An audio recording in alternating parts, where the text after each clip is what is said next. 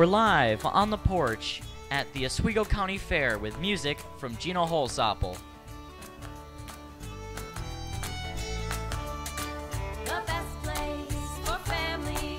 What are you waiting for? Where friendships run deeper. Come join us on the porch. So glad you're on the porch.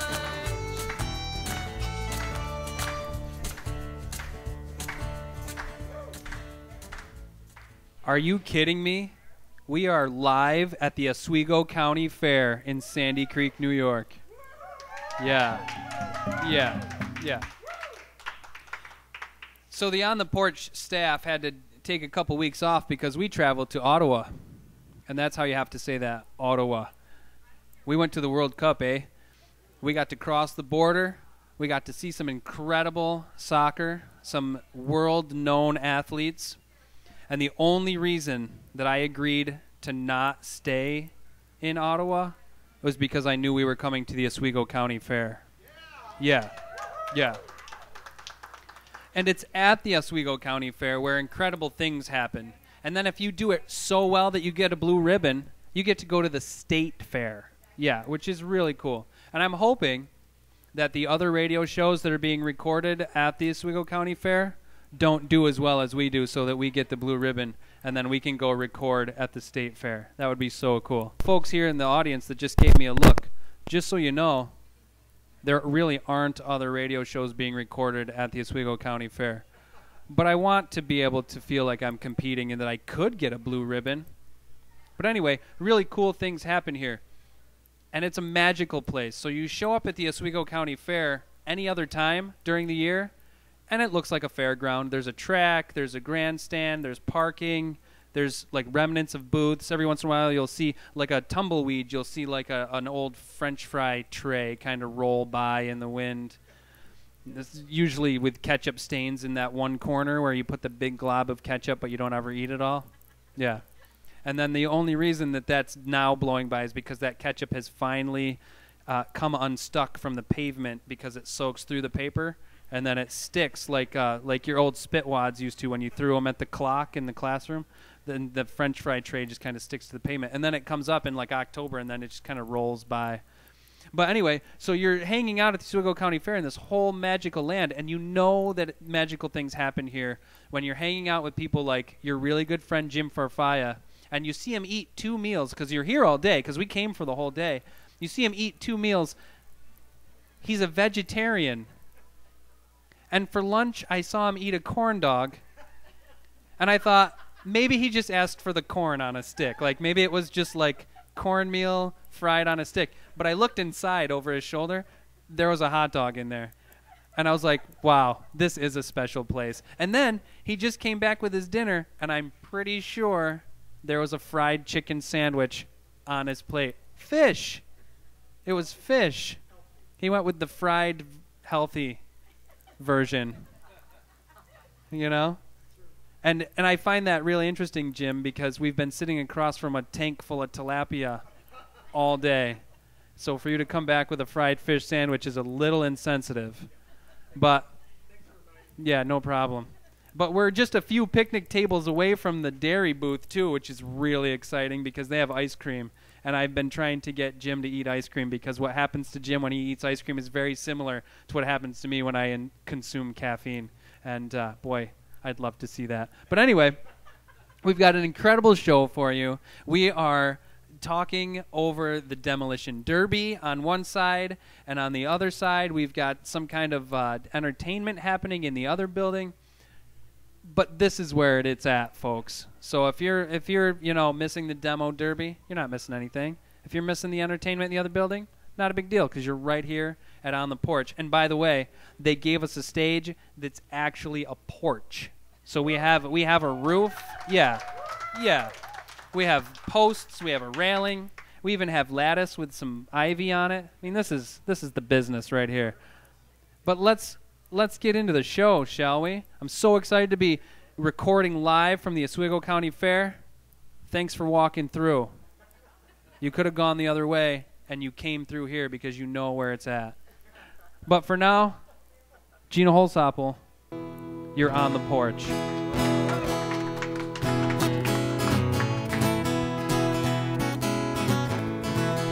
got a wallet in my pocket and a big brown bear. I've got a lover undercover and an easy chair. I've got some fresh grown potatoes and a yellow bus. If I was really that cool, would I be someone you love? Oh, it's good to be here with you near me. Oh, it's good.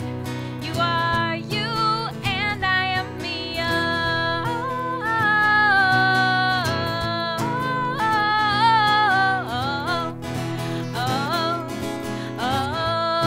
With you near me, you know I just can't whistle, so I hum a tune. And though I try to listen, but I speak too soon, and I would rather have a flower than a diamond ring. And I feel so much better every time I sing. Oh, it's good to be here with you near me. Oh, it's good. You are you and I am me.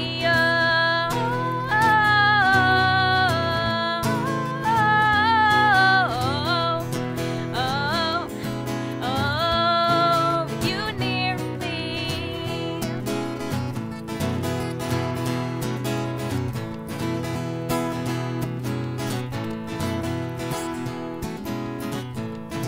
I got a couple strong opinions and a little luck, and even if I work from sunrise, would it be enough? You know, I've always got a minute and an open door, and if you walk right in, I'll give you even more. Oh, it's good to be here with you near me. Oh, it's good.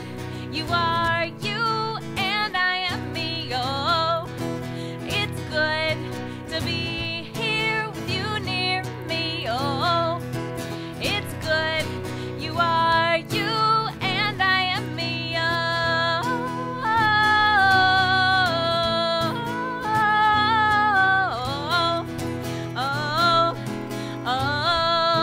With you near me. With you near me.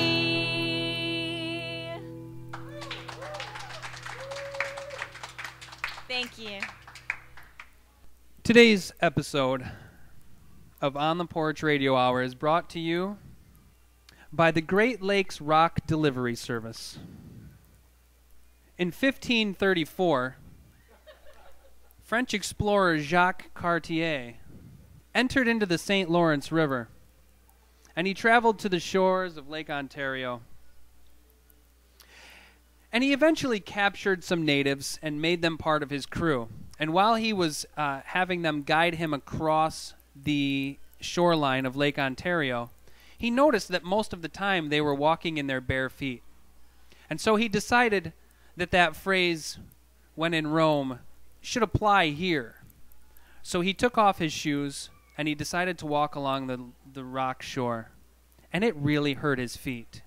And there's a letter that Jacques Cartier sent home on the next ship that went back to France. And in that letter it said, I either need to get tougher feet or softer rocks. And that's when it started, folks. It wasn't very long after that France decided to fill a ship full of rocks, big, soft, well-rounded rocks, that they then delivered, and they strategically placed all along the shore of Lake Ontario, which is why we now have those beautiful, lovely, round, soft rocks that you can walk on. And that traditions carry on today. Why not have machine-rounded, soft and smooth rocks strategically placed on the lake shore? And in Oswego County, they believe that this is a service well worth keeping up.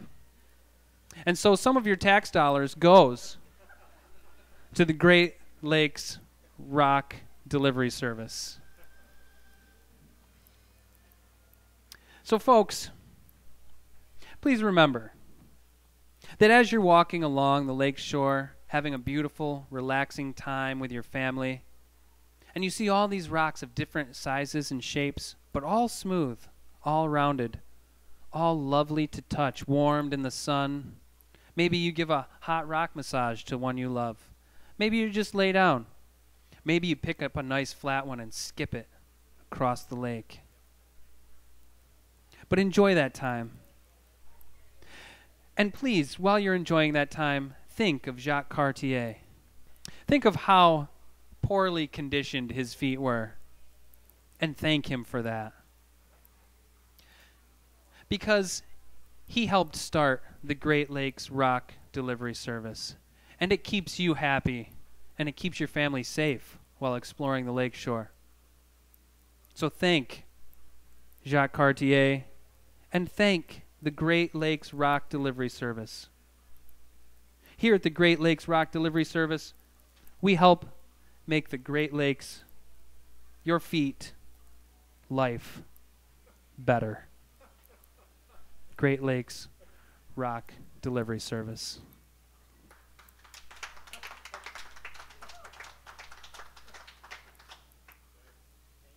We decided that here on the Porch Radio Hour, it was time to bring the sound effects crew back. Because no good radio show is a good radio show without their sound effects crew. And because of our enormous budget, we have one host and one sound guy that's allowed out of the sound booth every few shows to make obnoxious noises into a microphone. But today we're taking a step up because there won't be obnoxious noises. We're going to take you on a tour, a sound tour of the Oswego County Fair. Yeah. So it all started when we showed up this morning. We pulled into the parking lot with our very special neon orange parking permit with a lovely, lovely printed little picture in the corner.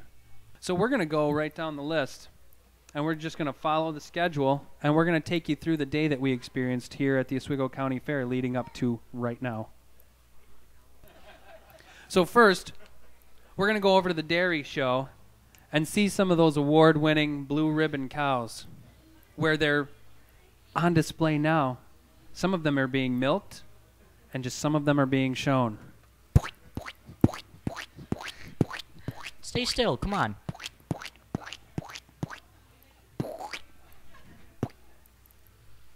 That's a good girl. And because we were at the dairy show, we missed the baby show, but we did hear some good feedback about the baby show. Wah, wah, wah. Wah, wah. Man, those kids are cute even when they're sad. But wait. They have a show called Horses, Horses, Horses. And I assumed it was something like Sunday, Sunday, Sunday. But no, it was horses, horses, horses. And they were miniature horses. And they sounded something like this. Because they were little.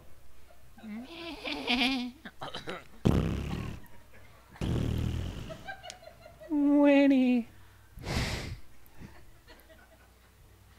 And then we walked by the little lean-to stage with a gentleman called Buffalo Barfield. Hey, good looking. What you got cooking? How's about cooking something up with me? Then we came back to the agriculture building and learned that everybody was missing because they were all at the great sawdust hunt. Mom, I found it. I found the sawdust. Great job, honey. And then we went to see all 2 pigs in the swine show.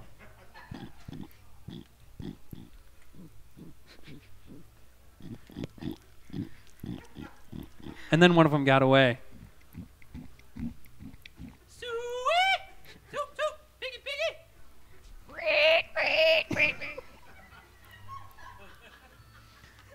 And then we literally swung by the skillet throwing contest.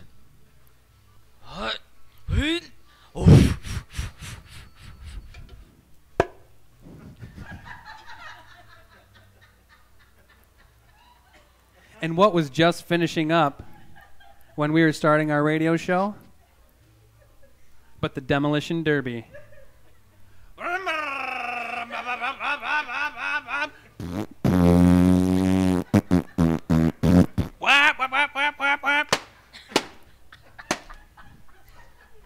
good show. That was a good show. And then we had to make our way back through the Midway to come back to On the Porch Radio. And the Midway is one of my favorite places with all the food booths and the games and the rides. Step right up. Everyone's a winner. Everybody take home a stuffed animal. Put a ball in a jar. Oh. What am I doing? Oh. Papa, papa, papa, papa, papa, papa, papa, do do do do do do do.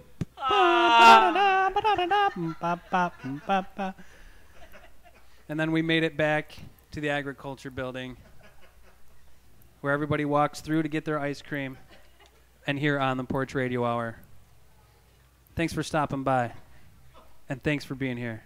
It's been a great day at the Oswego County Fair.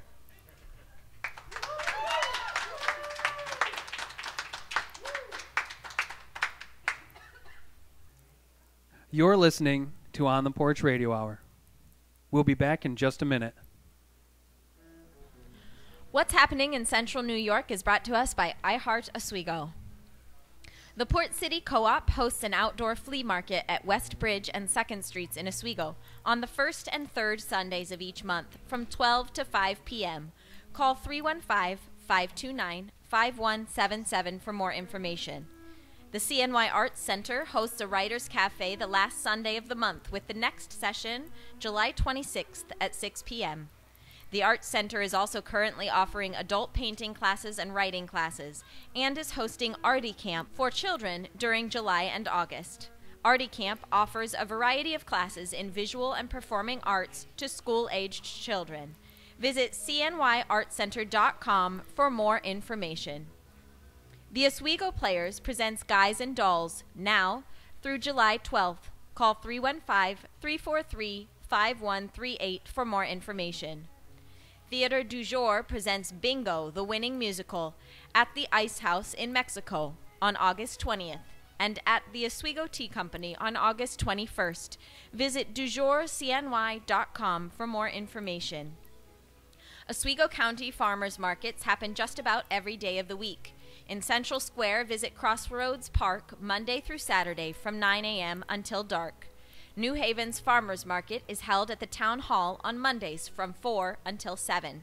Lacona's Farmers Market is at the corner of Maple Avenue and Harwood Drive on Thursdays from 4 until 7. Oswego's Farmers Market is also on Thursdays from 4:30 until 8:30 and is held on West 1st Street between Bridge and Oneida Streets. Pulaski hosts a market in South Park on Fridays from 4 until 8. The Canal View parking lot in Fulton is the home of the Fulton's Farmers Market on Saturdays from 8 a.m. until 1 p.m. And Parrish also hosts a market on Saturdays from 9 a.m. until 2 p.m. at the corner of Route 69 and Route 69A. The Red Room sessions at the Wooden Apple Farmstead are a time for songwriters, musicians, and anyone else who wants to build their musical skill and knowledge to get together. We share songs we are working on, bounce musical ideas off each other, and we usually have time to just play a little music. This is a supportive environment where all levels of songwriting and musical experience are welcome. The next session is July 26th at 6 p.m.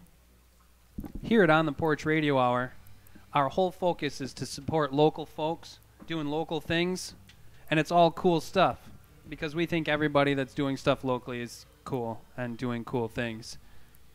And everybody that walks through the Oswego County Fair is cool because they're at the Oswego County Fair. So we're going to take our microphones out to the beat, you know. We're going to go out to the street and we're going to interview folks right here, impromptu, and see what great things they have to say about the county fair. Is it all right if I ask you a couple questions? Sure. All right. Hey, thanks for being here at On the Porch. What's your name? My name's Kevin. Thanks for being here, Kevin. You didn't bring any chairs with you by any chance, did you? No, they disappeared a while back, and I really don't know where they are, so I just had to improvise. Got a hay bales here. We got benches. We're good. That's what happens here at the county fair. They provide seating for unfortunate folks like Kevin, who's still looking for his chairs. So, Kevin, what's Other than on the Porch Radio Hour, what's been the highlight of your day so far? Well, they had some great chicken over. I believe it's the Grange, and they have tater salad. And my girlfriend, they call her Tater Salad, so it's all great. I think we should have tater salad on the show because I have to hear this. So, tater salad, you want to like come back? Come back with Kevin. We provide chairs. And we'll interview you and you can tell us all about tater salad. I want to hear it confirmed. Okay, it's confirmed. I'll tell you all about tater salad. You heard it here first, folks. I like to combine things. It's shorter. I know, you're just watching. It's okay. Her name's Betty, and she's an incredible support, and we love her and the library. So thanks for being here, Betty. And everybody that is... Oh, everybody online just got a really great shot of my belt. I forgot there was a camera. Yeah, right. Forgot there was a camera here. So here I am, live. Oops. Jeez, sorry, Jim. Good Lord. Hanging out with a good friend of On the Porch Radio Hour, Jim Forfaya, who just finished, right before our show, a whole conversation about his one of his books, all about the mucks of Oswego County, and I actually learned things. So thank you, Jim. What did you learn? I didn't realize that mucks were cleared swamps. Yes, they were. I think that's pretty phenomenal. And so I'm now inspired to fully read your book.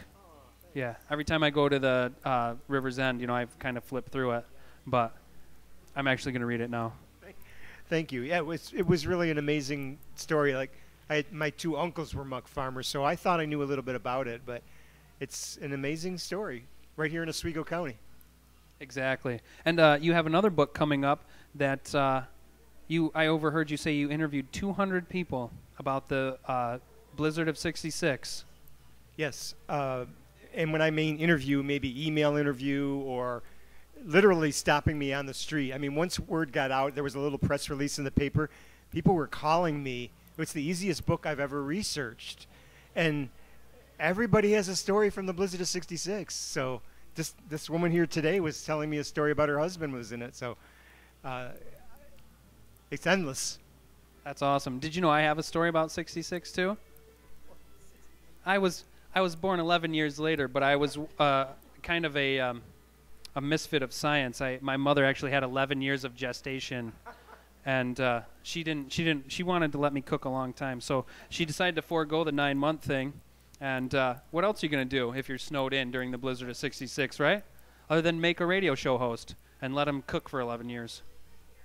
Just an interesting fact that January was the blizzard of '66. October of that year, 9 months later, the hospitals were full of people having babies. That's what I'm talking about. That's why my mom waited 11 years. Can you tell us from there what your favorite thing about the county fair has been so far? The community event is very nice. Everyone comes together once a year. Maybe we can get a couple people together more than once a year, but normally it's a good activity to bring people together. Awesome. Nice. Yeah, thank you. So yeah, I like this. Yeah, we gotta have this guy on the show. He was talking about what a great community event the Oswego County Fair is and how it brings everybody together. And I fully agree with you. And I'll give you a little inside information. I probably shouldn't, but I'm gonna, because I'm that guy. So while we were here touring the facility before the county fair to figure out where the best place to have On the Porch Radio Hour was, and it was a pretty quick decision because they have a stage that's a porch. So, put us right between the demolition derby and the entertainment tent. We don't care because we're on the porch, actually. And we're sharing a building with a John Deere tractor and ice cream and antique tools. So I'm pretty pumped about that. But you're right. And to have people here only once a year just isn't fair. And while we were here taking the tour, they were talking about using their entertainment building for events during the year, like maybe a concert series or maybe having more dance contests or just dance events, which we fully support here on the porch. So we're going to be petitioning for that because it's a great idea and it's something they're thinking about. So thank you for your investment and being here because I think that's really cool. And thanks for giving us your 2 cents. speaking of somebody else that's going to give us their 2 cents, let's welcome Gina Holsopple back to the show.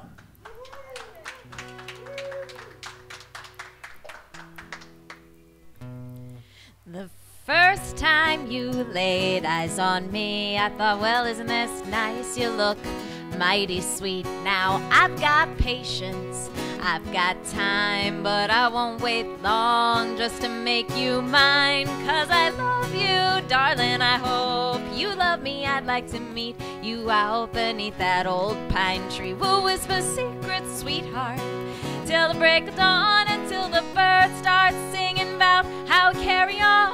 I got hands that have a mind of their own. I've got a voice that'd like to call like a crow. I've got feet that'll mosey right up to your door just to ask if I can see you once more. 'Cause I love you, darling, I hope you love me. I'd like to meet you out beneath that old pine tree. We'll whisper secrets, sweetheart, till the break of dawn, until the birds start singing about how we carry on. What I might have missed if you hadn't existed, I can't even see where my life might have gone. But I can't resist those sweet, sweet kisses you're laying.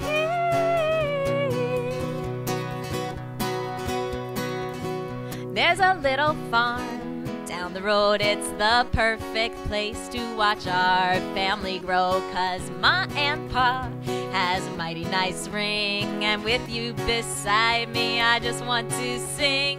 I love you, darling, I hope you love me. I'd like to meet you out beneath that old pine tree. We'll whisper secrets, sweetheart, till the break of dawn, until the birds start singing about how we carry on. I love you, darling, I hope you love me. I'd like to meet you out beneath that old pine tree. We'll whisper secrets, sweetheart, till the break of dawn, until the birds start singing, till the birds start singing, till the birds start carrying on. Thank you. Thanks, Gina. So which album was that song on? That song is on From the Earth, Which was a few albums ago. Is that right? 2 albums ago. Yeah, okay. Well, I'm working on one currently, so not counting that one, it was 2 albums ago. You beat my segue. That's what I was working towards. So Yeah. tell us about the new album and the new approach that you're taking to the album, because I think that's a really cool part too. I'm putting out a new album. This will be actually the 9th album that I've put out since 1999.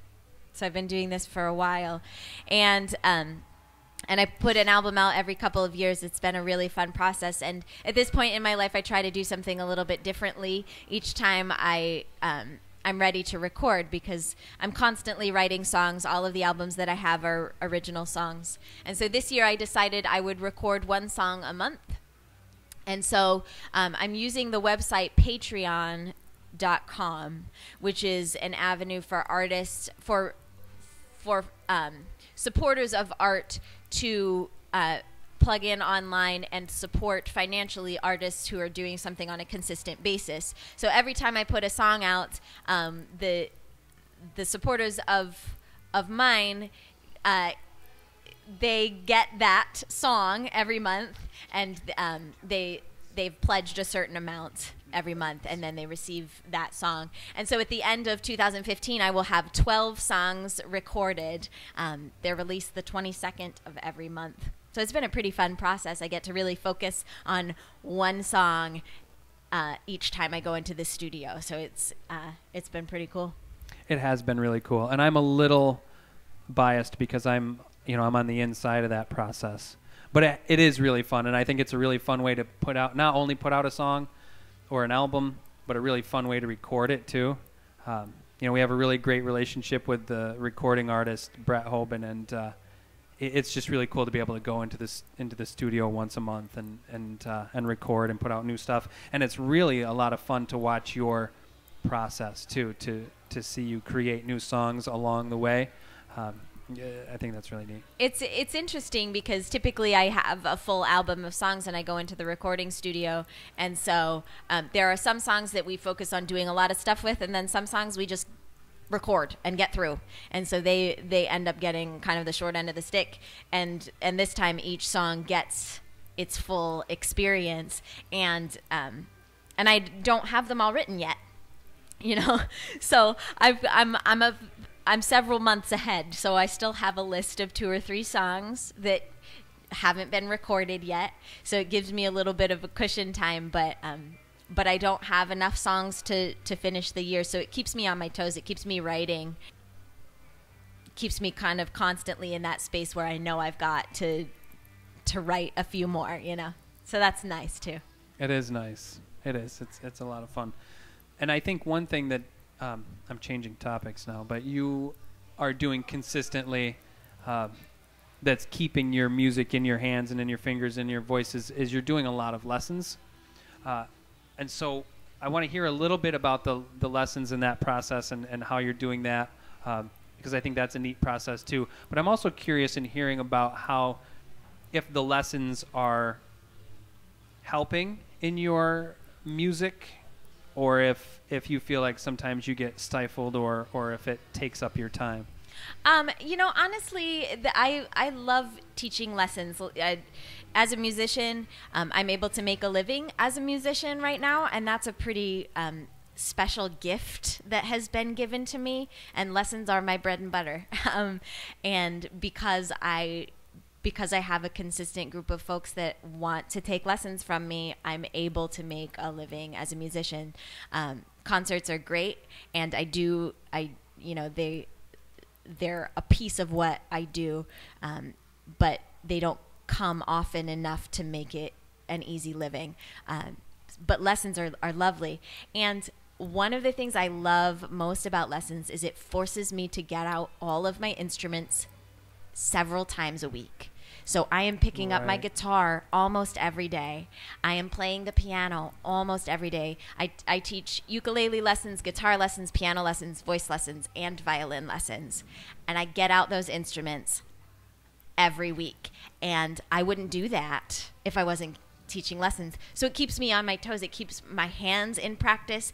And there's nothing like learning through teaching, because when you're trying to explain something to somebody else, you're actually figuring it out for yourself, and you're really honing your own skills. And that's also a real gift to me, because I'm able to really, really grow my skill through teaching other people those same skills, and I'm really happy to do it, and I love my students. We have a ball. It's a ton of fun. Yeah, it's a gift to you, but it's a real gift to them as well, and it's always fun to watch people walk out of a lesson with a big smile on their face, and I think sometimes that's not always the case. Sometimes people get really frustrated in those kind of spaces, and I don't think that's happening. Yeah, but it can be frustrating when you're learning an instrument, when you're trying to grow that piece of you. Sometimes your fingers don't do what you want them to. Sometimes your voice doesn't do what you want it to.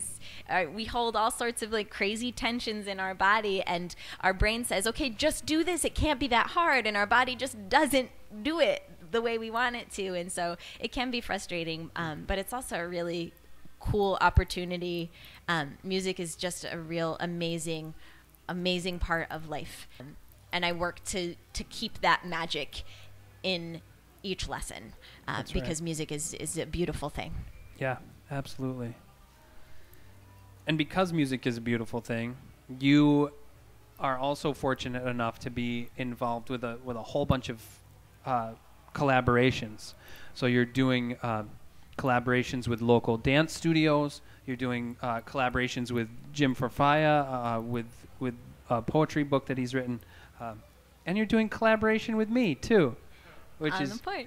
Yes, yeah, and our storytelling stuff, and our we'll talk about that yeah. later. But yeah, so that's I'm including me in your interview because I'm fortunate enough to do that too. Yeah. So can I talk about those for just a minute? Well, that's why I brought it up. Okay.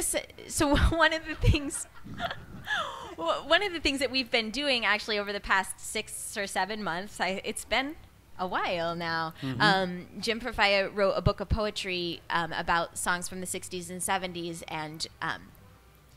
and asked us to be a part of that performance. And so I've learned a whole bunch of songs from the 60s, which I just adore. And I don't usually do covers, so it stretches me in that I've learned a whole bunch of songs that I don't usually sing. And so I get to sing like Janis Joplin, and I get to sing like the Supremes, and I get to sing like Mama Cass, and it's just awesome to be a part of that. So we take that show and we've performed it 6 or 7 times now. It's been quite a few, and we've got several performances. We've got regular performances of that through the fall. The other thing that we're doing is Matthew and I are doing a library show through the summer library programs. We're doing American folk tales, and so Matthew will be doing his storytelling, and we've picked several legends in the American history, and so we will be telling those stories, and I'll be singing the songs of those stories as well. And so we've got several of those events lined up. But the one that I'm most excited about, I think all of these are really exciting, but the one that I'm focusing on right now, because all of the deadlines are happening right now, so it's really in the front of my brain, is I'm working with 2 dance studios in Oswego County, one in Oswego, Studio C in Oswego, and Off-Broadway Dance Studio in Fulton. And I'm working with 3 other songwriters, and we've all submitted songs to the dance studios, and they will be dancing to our songs as we perform live. So we have a show Tuesday, August 11th at the CNY Arts Center in Fulton. It will be amazing. It'll be like a 45-minute show, and it will be a dance recital to live local music. And so we'll be performing our songs, and they'll be dancing to our songs, which is just so exciting. But one of the pieces of this as well is the dance instructors have gotten together, and they have choreographed a dance, a 2-minute dance with no music. So this dance currently has no music. And starting next Tuesday, the songwriters and I will be meeting together, and we will be writing the song to that dance.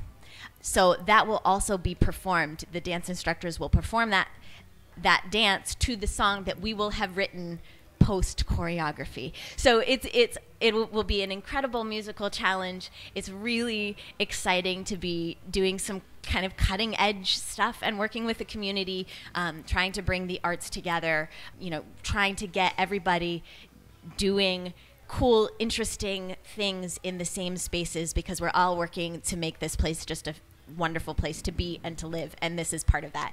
And That's so right. I'm really excited about that one too. Yeah, me too. And I'm going to put in a pitch for one more thing that you're doing with a collaboration with me. But on July 18th, is that right? It's the 18th? July 18th at the CNY Arts Center. At the CNY Arts Center, we're going to be doing a dessert theater where it's going to be a collaboration of storytelling and song, but it's going to be all of Gina Holsopple's original songs, and I'm going to do my best to link a lot of those songs in a story, and how a person kind of weaves through those songs and examines their own life. It's going to be really cool, and I think that the people that are going to be there eating dessert are going to be really fortunate as well. It's a dessert theater as well. It'll be a really fun event, and there are flyers over there, so feel free to check those out. They're on the hay bales over there, and take flyers, whatever, pass them out, tell your friends. So talking about all the really cool things that you're doing and people being fortunate and all of that kind of stuff, make us all a little more fortunate and give us another tune. What do you think? Sure thing. All right.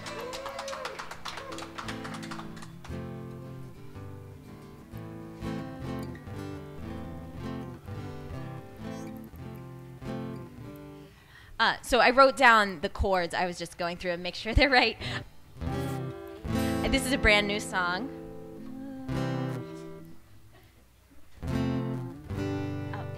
I just got a Got Milk tag.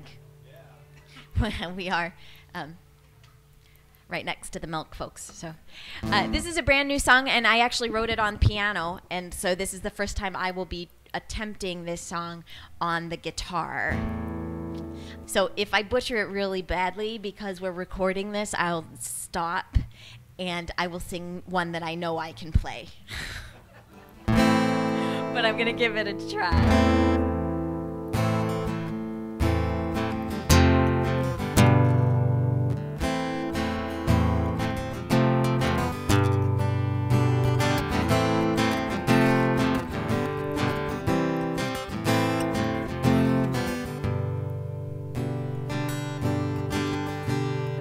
Ache in your gut is something like fear, reminding you why you are here.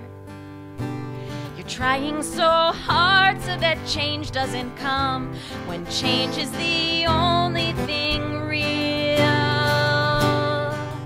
And we must follow the heart knows, where we must go where the wind blows.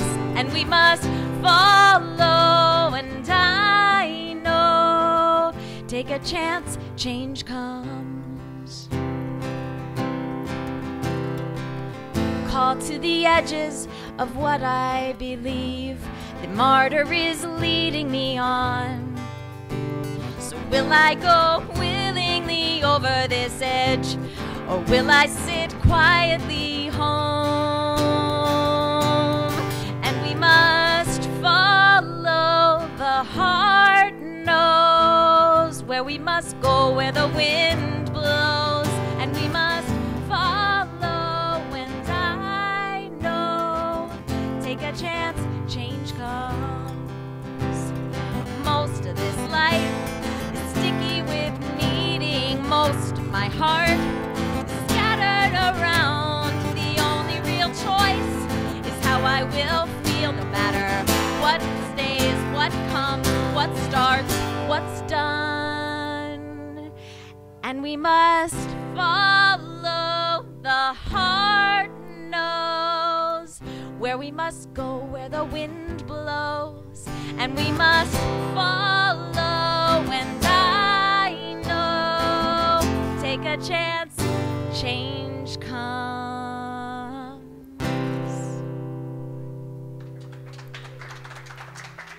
Thank you. Thank you, Gina.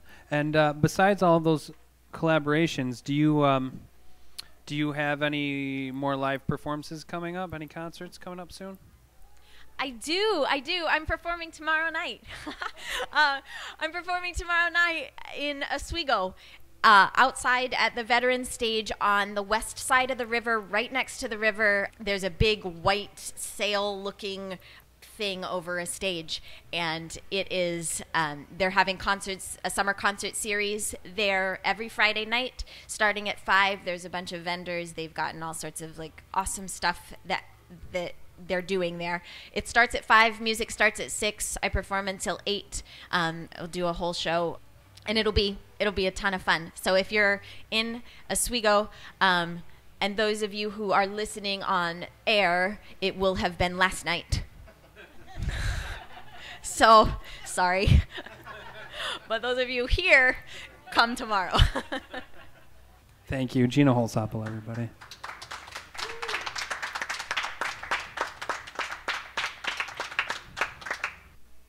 Most men would be suspicious if their ex-wife's father called and said, "I know you're allergic to bees, but would you come get a beehive with me?" This was the start to a day of a man that most of the locals in Tonkahogan called Pills. And Pills was an interesting guy, and he was always walking around, and nobody really knows exactly why they called him Pills. You know, was it because he drank Pilsner beer every once in a while when he showed up at the local tavern? Was it reference to his flunk out of college days when he might have used pills? Nobody really knew. They were pretty sure it had to do something with something he ingested, but they weren't sure. But there he was, standing in a bee suit that he'd never worn before, that had holes in it, with a smoker with the nozzle of the smoker stuck in the bottom hole of 3 holes in a really large tree. And as they were walking through the parking lot of this amusement park, his ex-wife's father turned to him and said, "I think it's that tree over there. The one that looks like it's full of leaves, but it's all poison ivy. It's that one." And Pills thought, "You brought me here to kill me."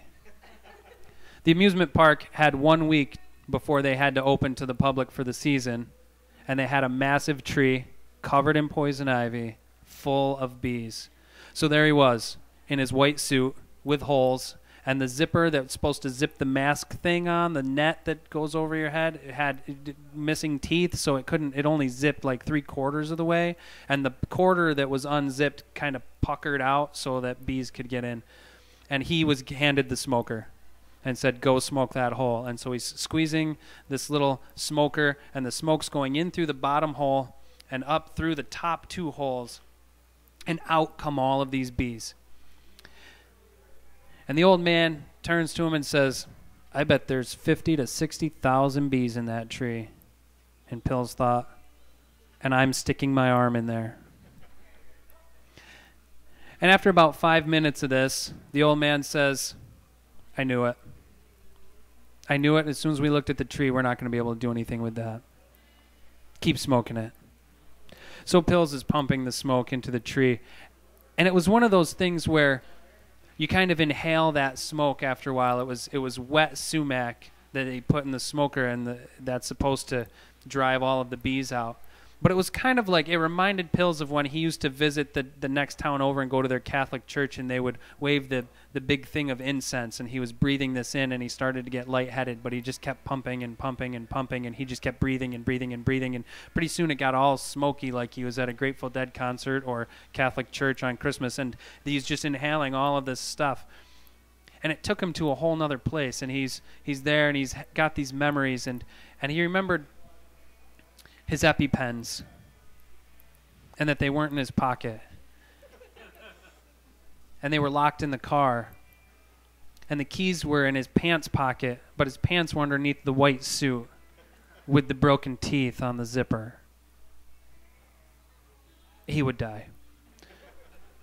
But it also took him to a place where he remembered another time where he was asked to help get bees, and that was at a summer camp. And the summer camp had a pond with a dock. And the dock was built on these metal pipes that were maybe 6 inches in diameter. They were square pipes, so they were 6 by 6, and that's what held the dock together. That was the frame of the dock. And these pipes were hollow, and inside one of the pipes at the front of the dock was full of bees. And so he got a call, and it was very similar. "I know you're allergic to bees, but we've got a camp full of kids, and they're all getting stung when they walk out on the dock to fish."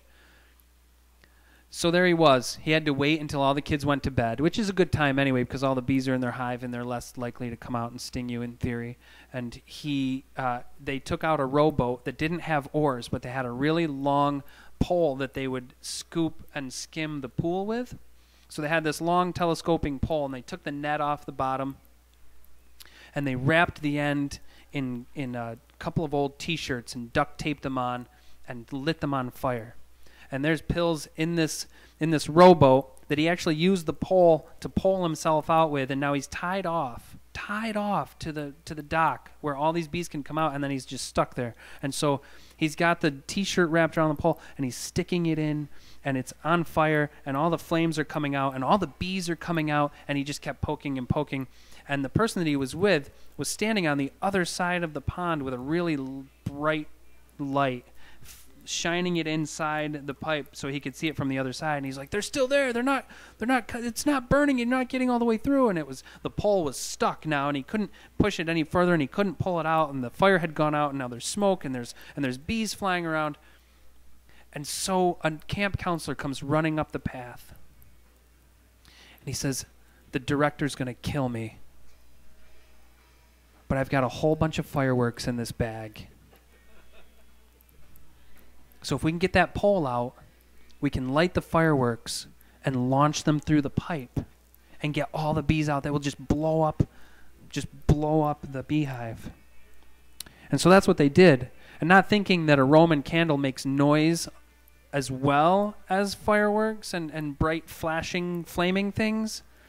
Now there's campers all standing outside of their lodges. They've woken up, they're in their jammies and they're rubbing their eyes and their hair's standing out to one side and they're looking very crusty, and all of a sudden fireworks are just whizzing and whirling and whistling and firing out the side of the dock with this strange man tied in a boat on the other side. And there was a lot of smoke then too, and it brought him back, and he realized that he was still pumping smoke into the base of a tree with the old man standing next to him laughing and coughing and not doing anything other than saying, "I knew it wasn't going to work." Which brought him back to another time that he was reminded that he was allergic to bees, but somebody needed help. And this time it was a beehive hanging from a tree. Easy. Go at night, knock the beehive out of the tree, spray it, and be done. But it wasn't that easy because it was at a fairgrounds. And it was during the fair, and they needed to get rid of the beehive. But they couldn't leave it in the middle of this road outside of a building because everybody's going to be walking over it the next day. And who wants to see a giant, sprayed, nasty-looking beehive in the middle of the road with all of these dead bees? So they had to eliminate the whole thing. So he went with a plan. But the plan wasn't working because the beehive was really high, and they couldn't just spray it, and they couldn't just knock it out of the tree. So somebody then said, "Didn't you use a really long pole once?" And Pill said, "Yeah, but that was in the bottom of a dock that we ended up shooting fireworks through." And they said, "Well, we've got this really long pole in this building, and we'll come, we'll knock it down." And it wasn't working, and the beehive was actually built by the bees in the crotch of a branch. So it was wrapped around two branches, and it was huge and thick-walled, and they couldn't get enough leverage on the end of the pole to hit it and knock it out. So a young man that was working one of the game booths in the Midway came walking over with a stuffed animal that was a prize at his booth, and the arm had been torn as he was pulling it out of the box, and so he couldn't give it as a prize. And he said, "I think I've got it." And he didn't explain why, but he had a big tub of Vaseline, and they smothered Vaseline all over this stuffed animal. And they had zip ties, and they zip-tied it to the end of the pole, and they lit it on fire. And so now there's a flaming purple teddy bear being risen on a pole toward the beehive, which just caught on fire, and it was beautiful. Just these bright flames and purple melting plastic stuffed bear with a heart in its not ripped arm. And the heart, he remembers, in slow motion just kind of drifted down, half of it flaming, the other side lace and lovely and plush, and it just landed at the base of the tree. And the young man from the game booth walked over and just stomped it out. And so the beehive is burning, and they got it, and it came down, and it looked not like the heart. It didn't just drift down, it just dropped like a rock and hit the ground and exploded. And now there's flames and there's bees, and another young man came running over with the bee spray, and he's spraying the beehive. And the young man then came over, the young man from the game booth came over, and he was having so much fun stomping out the heart that he decided that he was going to stomp out the beehive. And the young man with the bee spray is spraying it, and he bent over to look. He bent over to look. Just as he was bending over, the young man from the game booth stomped the beehive, and it exploded. And now there's flaming bee spray all over this young man's face, and it was chaos, and he's running around, and there's bee things flaming, and there's bees flying, and Pills is holding on to a pole with a flaming teddy bear, and security pulls up on a golf cart.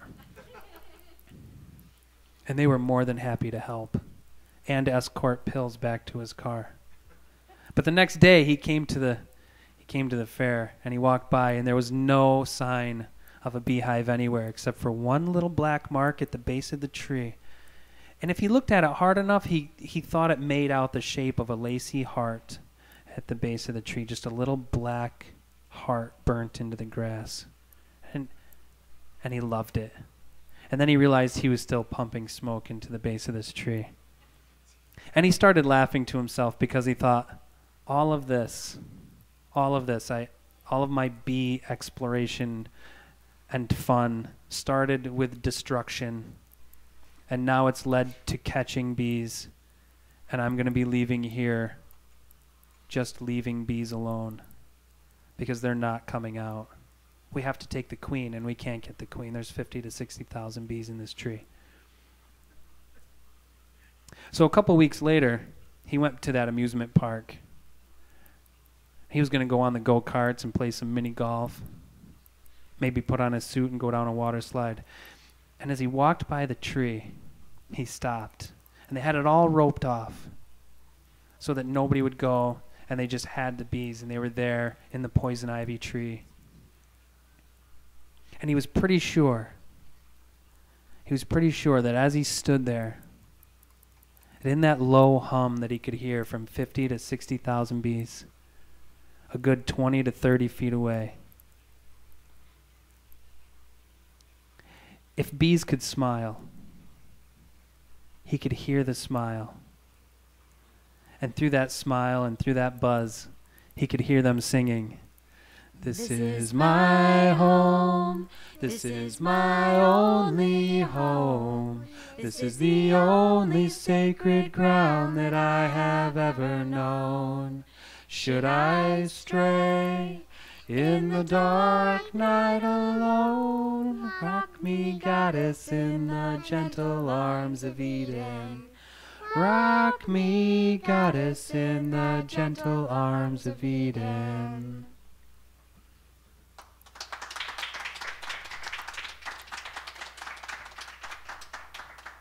And once again, we've completed another episode of On the Porch Radio Hour. I want to thank everybody that's listening on Concert Window. Thanks for being here. Check out the new backdrop. That's homemade. We're at the Oswego County Fair. We're loving it. We're going to be at City Hall in Fulton next week. And then we're going to be back at the farm. And then we're going to the farmer's market in Oswego. And then we're taking a week off because we can't record the show from LA. But we're going to be all over the place. And I'm so glad that folks are here. Thanks for coming and staying and listening to the show. It was really cool to have you guys here. Thanks for being part of the community and supporting Oswego County Fair. And thanks to the Oswego County Fair and to everybody that set us up and everybody everywhere, because I'm really happy that we have a radio show. Have a great day. And until next time, peace to your journey.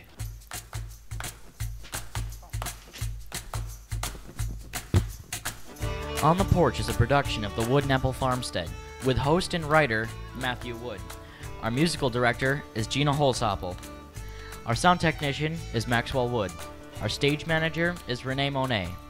Find information about past shows, being on the porch, and much more online at ontheporch.weebly.com.